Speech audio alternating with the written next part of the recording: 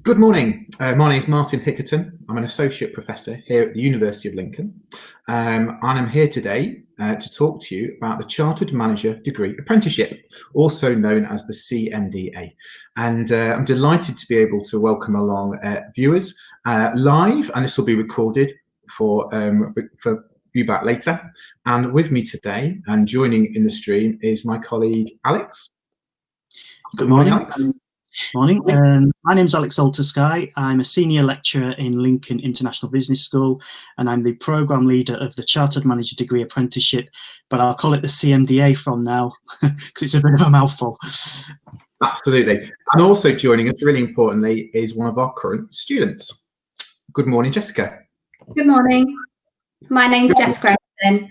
I'm the Commercial Support Manager for Lincolnshire Cohort Funeral Services, and I'm a current student in my third and final year of the CMDA.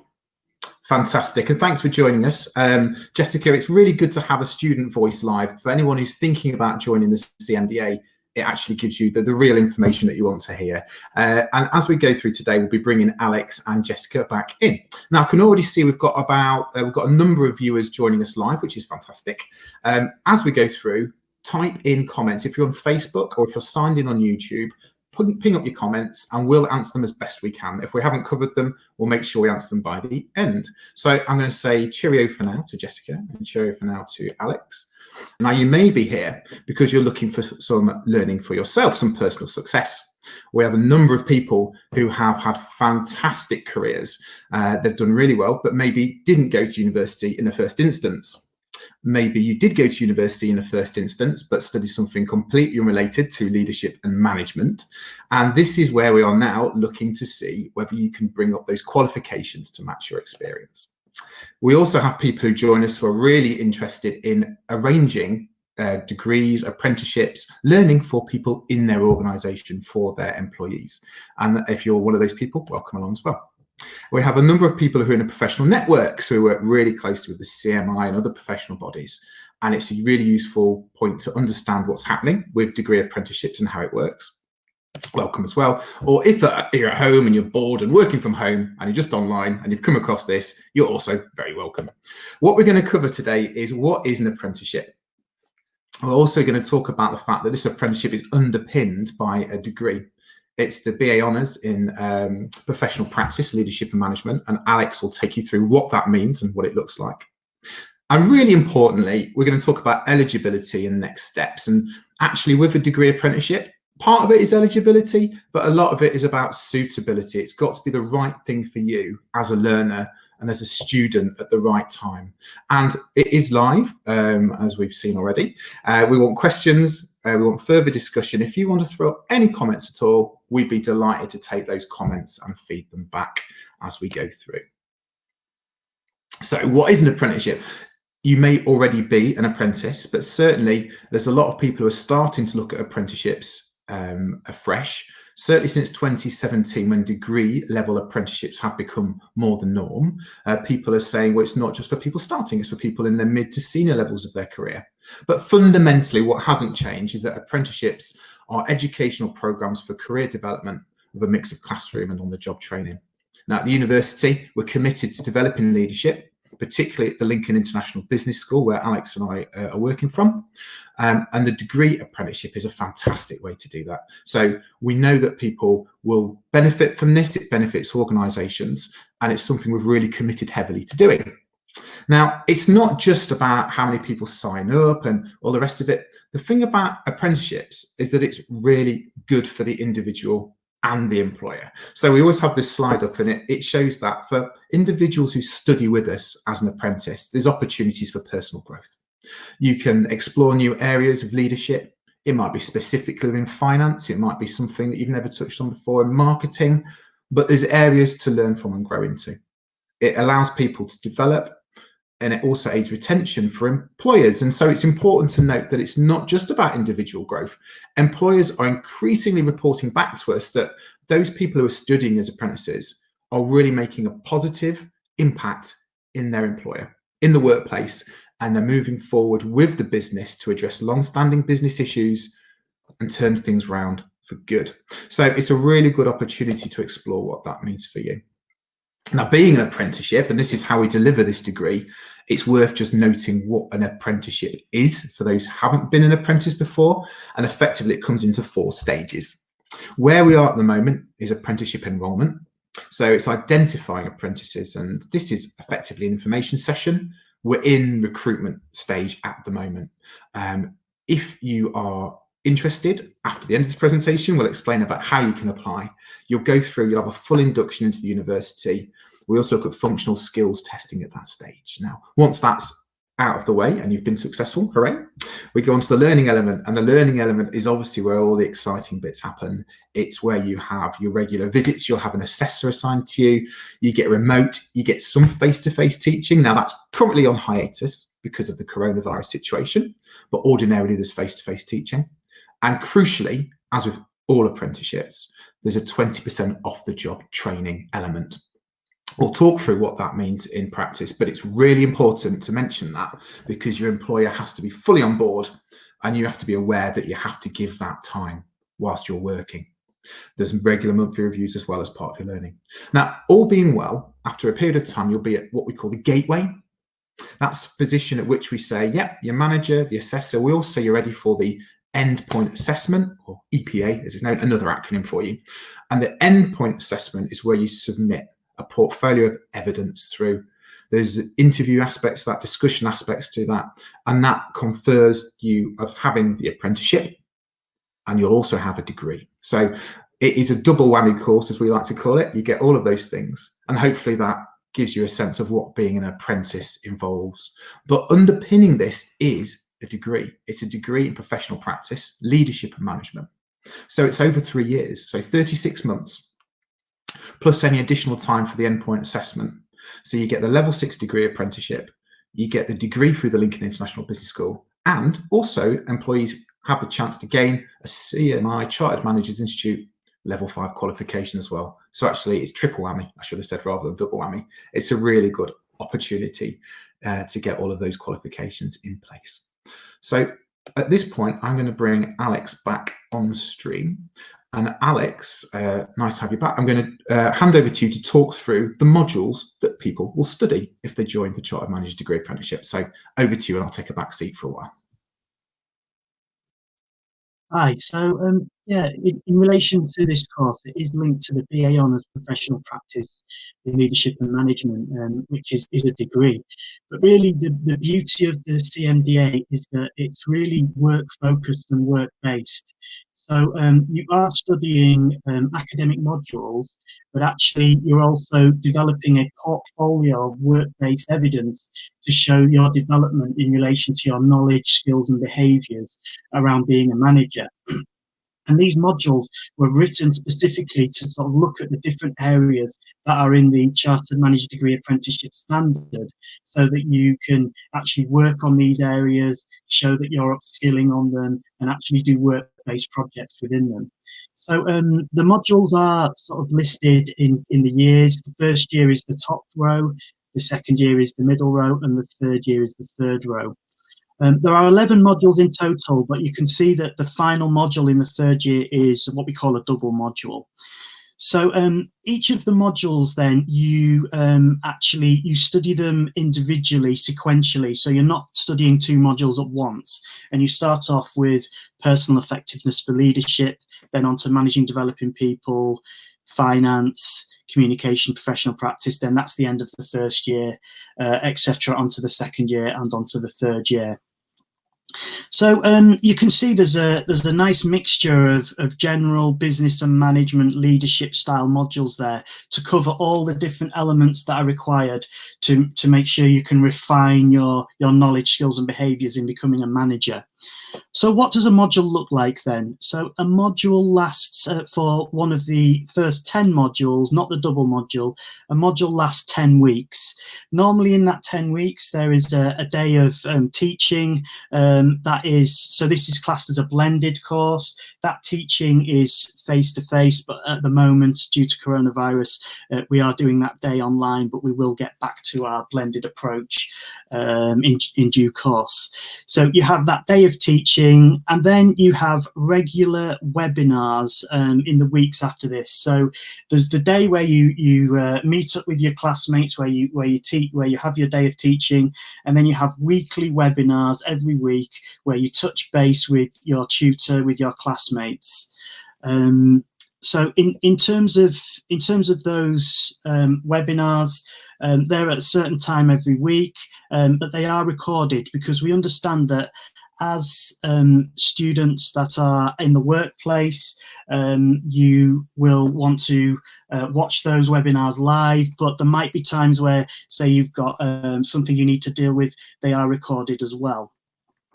So you have the 10 weeks of webinars. Within that, there are lots of activities to do that your module tutor gives you. There are lots of different resources that you can use. And eventually, at the end of those 10 weeks, you actually hand in a piece of work. So that piece of work is a portfolio assessment. The portfolio assessment is made up of a number of different tasks which are actually designed to help you show your knowledge linked to achieving the academic part of the degree, but they're also designed to actually get you to do some work in the workplace to show that you are developing your skills as well. So for instance, in the communication professional practice module, you've got to actually read up on different communication models and the theory on that, but then you've actually got to do an analysis of how communication is working within your organization, and you've got to come up with a mini project in how you can help make communication more efficient or effective in your organization going forward. And that project is something that you can actually deliver in the workplace. So you're not actually just doing writing about something, but you're actually doing really useful work that is going to help your workplace and help develop you as a manager. Other things we have then, so we have an induction to the program, which is a 2-day induction where we talk you through all of the university resources that you're getting, all the university help, all the university systems, the library, etc., etc. So we have that.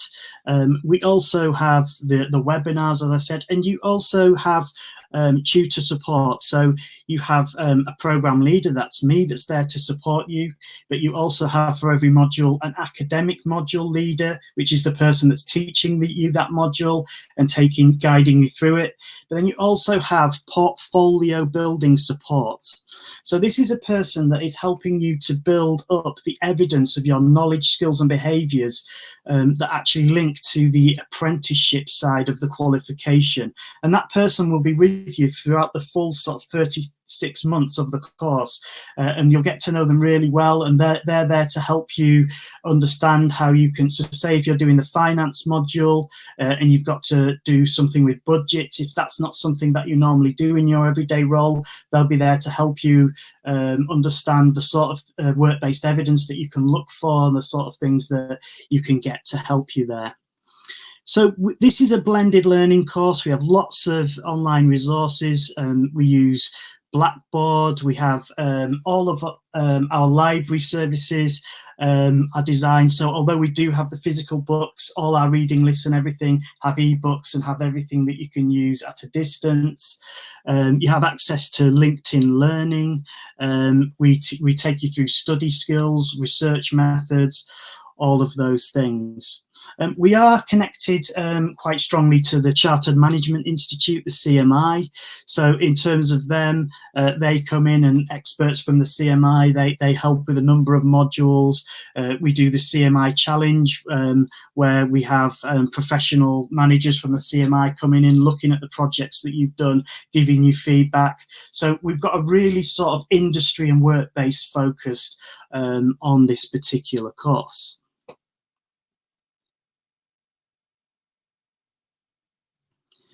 So in terms of the assessment for this, I touched on this slightly already, but each module has a portfolio of evidence that you put together, which normally consists of 3 tasks. The first task is normally some sort of discussion piece. The second task is normally some sort of practical piece. And the third task is a reflection on how you've developed as a manager.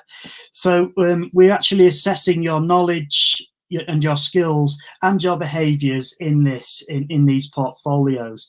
So again, for an example, the communication and professional practice module, the first piece is where you are writing a discussion around what the good forms of communication and theories linked to communication are in the workplace. You're doing analysis on your workplace and applying it to your workplace. So you're doing like a situation analysis in the first piece. In the second piece, you're actually putting together a small project and you're presenting that project as to what you're going to do about these communication issues. And then in the third piece that makes up the full assessment, you're actually reflecting on those and how you've developed as a manager and what you're going to do going forward to actually increase your effectiveness linked to communication.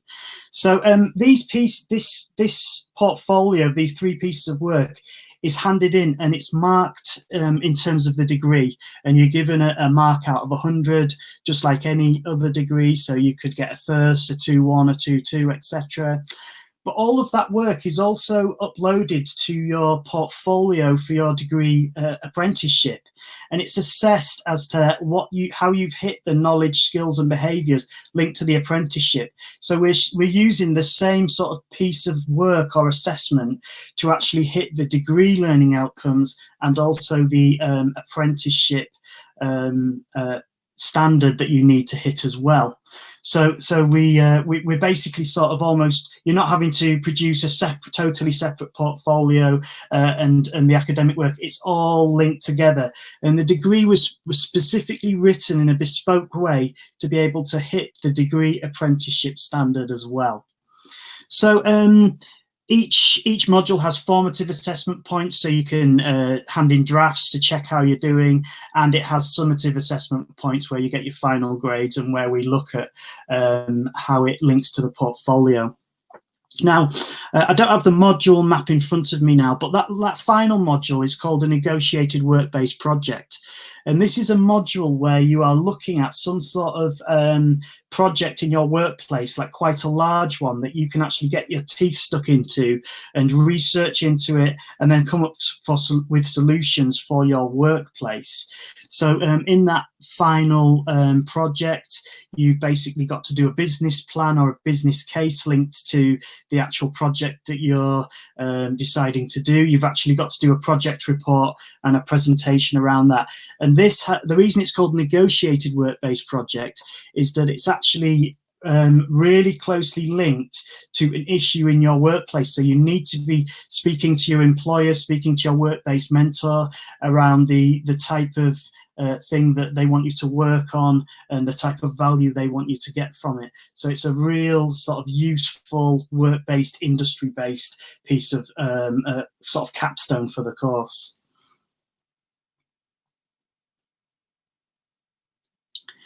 So I'm talking all about the fact that this is an apprenticeship, and I'm talking about the fact that it's linked to industry and it's linked to helping your workplace. But actually, you will be a student as well. You will be a student on a degree course. You will have access to all the benefits that students normally get, access to the discounts, etc., all of the university services. And you will end up with a degree, the BA Honours in Professional Practice, Leadership and Management. And you'll be able to go to the graduation ceremony at Lincoln Cathedral and wear your hats and throw them up in the air, just like any other student, even if they were not on an apprenticeship. And that graduation really is a great celebration at the end of a course like this. Now, something that is important to note is that as this is an apprenticeship, this is a course that you do in agreement with your employer. And your employer agreeing to put you on this course, they agree to allow you to have 20% of your working time in actually learning linked to this course. So obviously there are some activities that match easily to this. So for instance, if you have a day of teaching, that would be normally on one of your working days. So that would go towards the 20%, or the webinars or study time as well. If you need to sort of hit the library or the library website and look up some journal articles, or if you need to research another company using Mintel or one of the marketing databases, this is time that goes towards the 20%. But also, you should be putting what you're learning into practice in the workplace. And this acts as learning as well. So, for instance, in one of the modules, you are taught about budgeting in the finance module. And it may be that you're taking control of a budget, and you're using some of the things you've learned in the course to be able to manage that budget more efficiently or effectively. In the work that you do in setting up that new budget and actually monitoring that new budget, that also could count as learning time, for instance, linked to the course. As long as you reflect on it and you show what you've learned, and that actually you're going to, in future, when you do budgets, you're going to do them in this way, and you've learned these things, and you're going to ensure that you don't make this mistake in the future. Also, your CPD that you do as part of your normal working sort of life can go towards this. If you go to conferences, if you go to development, if you go to industry visits, also individual CPD that you do, that you take it upon yourself to do, can go towards it. And you do become a student member of the CMI as part of this course, and there's lots of CPD opportunities that come through from the CMI linked to this that you can take advantage of as well. Thank you very much, Alex. And I think that's brilliant to see all of the different things that are available through the CMDA in terms of the modules and the assessments. And just before we bring Jessica in to give her view, being a student, we just wanted to mention probably a good time to say what are the requirements. So if you're going to go for the CMDA down this route, there's some commitments that we need to make, and it's a tripartite agreement. So there's commitments from everybody. So the apprentice, if you're a student, you commit to attending, whether that's online, as Alex articulated, or face-to-face, or your study time, you need to commit to that. Now, it's important that your employer also commits to paying you your normal wages and giving you time off to study in the working week. Doesn't have to be sat in a broom cupboard with a textbook. There's lots of different ways, as Alex just showed on the 20% diagram there, but it's important your employer's on board. And the university, we will provide support and guidance. That's our commitment. Now, that all comes together in an apprenticeship agreement. And if you are interested in applying, you will have some paperwork to complete. And that's part of that. It goes into the 20%. You'll get an individualized learner record. And you'll be assigned a work-based mentor who will take you through. So that's somebody actually from your employer who will be there to help and guide you through your journey. Sometimes that's a line manager. It's not always. It could be someone who can open up doors for you and help you find your way forward in new module areas. And as Alex said, all the way through, you get that support from the university, portfolio support, through to your endpoint assessment. So there's lots of support offered there. So at this point, what I'd like to do is bring Jessica back on stream as well.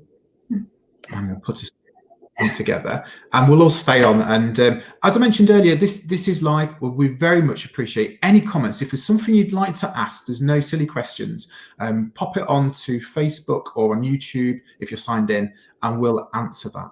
But just to give you a sense of what it's like actually studying, Jessica, would you like to take us through your experiences so far and tell us about what it's been like for you? Yeah, definitely. As I said, I'm in my third and final year of the CMDA. And before I started the degree, I was a branch manager of funeral homes, and I was looking for the kind of next step to develop my leadership, think more strategically rather than just operationally. So I heard about the CMDA, and I felt it was right for me because you could earn while you learn. I wouldn't have to take a gap in my employment to develop.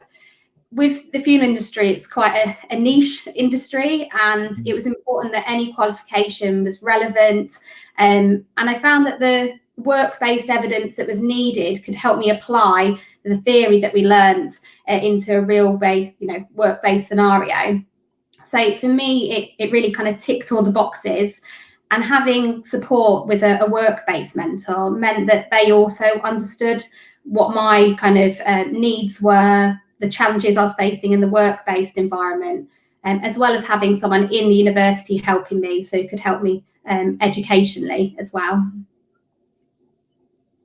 So for me, really, why to sign up? It's really just to help you analyse your business in a different way. It's really helped me in development of projects, finance, and it's also personally helped me progress to the commercial support manager position that I'm in now. That's fantastic. And Jessica, what would you say? I mean, we need to have a balanced view of things. What would you say have been the challenges of being an apprentice on this course, so people are fully aware of what they might be? Well, it is difficult. Obviously, it's a degree. It's really taking you to that kind of next level of study. And for me, it's about having a work-life study balance.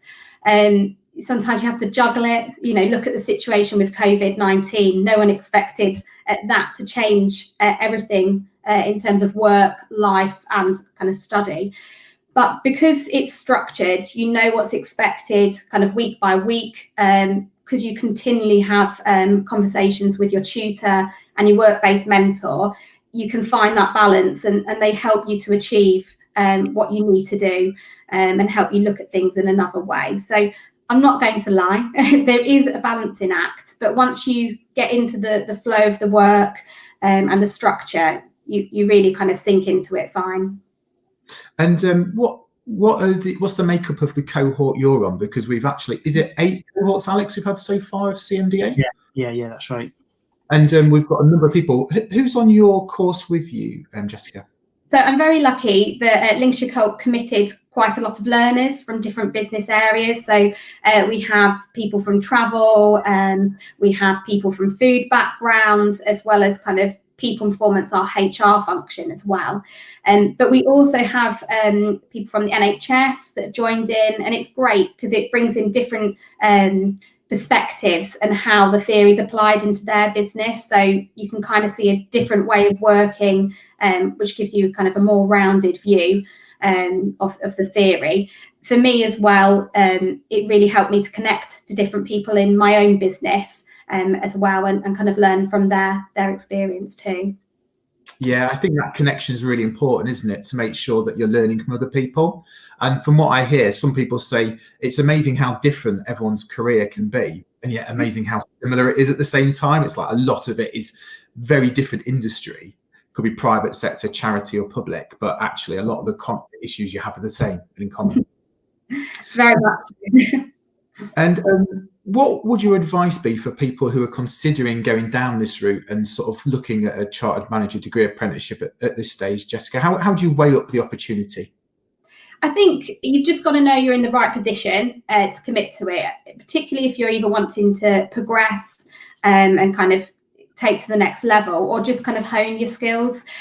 You've got to make sure you can commit the time. Obviously, there's a lot of learning time, and see that your employer's on board with you. I'd say I'm very lucky. My organisation is really committed to learning and development. So it's having that support at home and at work that kind of makes all the difference. Yeah, absolutely. What I'm going to do now is, I think it's a really good point you're taking us through to there, Jessica, and actually you've brought up quite a few really good points. So I'm just going to take it through. I'm just checking on the chat. We haven't had any questions come through, and that's absolutely fine.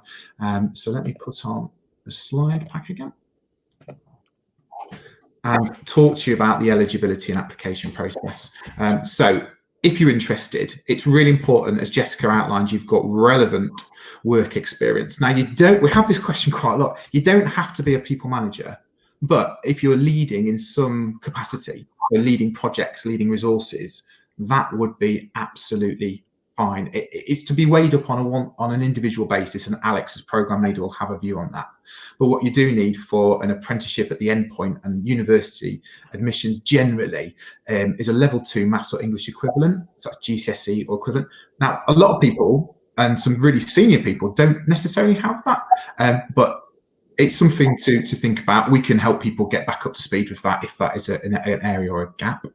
But you definitely need to be in a leadership role. And generally speaking, it's 30 hours a week employment contract. So what we would say there is it's possible to do it on different, but it might need to be lengthened as a course. That's part of the government regulations. So we can talk to you about that. And if you want to apply, we'll explain how to get the application pack in a moment, but you need to complete a statement of intent. So you need to tell us about why you're interested and why you want to learn. Alex will grill you. No, won't grill you, will you, Alex? It's all an academic interview. Alex, you want to give a quick view on what the academic interview is and what purpose that has? Yeah, well, I mean, firstly, we need to sort of see that, firstly, that you are you understand what the course is about, that you are committed to it. Then we need to look at your role in the workplace and whether it can link to the course and whether there's going to be scope for you to develop the knowledge, skills, and behaviours linked to that. We also do invite the employer to the academic interview as well, to make sure that the employer really understands what it is that their staff member is signing up to and what support is required as well, really. So it's not a grilling at all, but it's just making sure that we're all aware and we're all clear what it is we're all letting ourselves in for, really. Yeah, that's brilliant. I'm only teasing. I know it's actually a very supportive process all the way through, and it deliberately is. And because there's quite a lot of paperwork, as I alluded to earlier, to complete. I don't know if you remember that, Jessica, but there's definitely a lot of paperwork, and even more so now. It is a government-funded program, effectively. You need the recommendation from your employer. You've got all the regulatory documents that go with it. But don't worry, we have a fantastic administration team who are here to help at all steps through. But a little flag there, just to say, you can be eligible, but it's whether it's suitable for you. And as Jessica referenced, it's got to be the right time for you in your career, your family life, and all those things. We wouldn't want anyone to start who would find it too much of a challenge. Being challenging is good. Challenge will lead to motivation, but it has to be the right balance for you.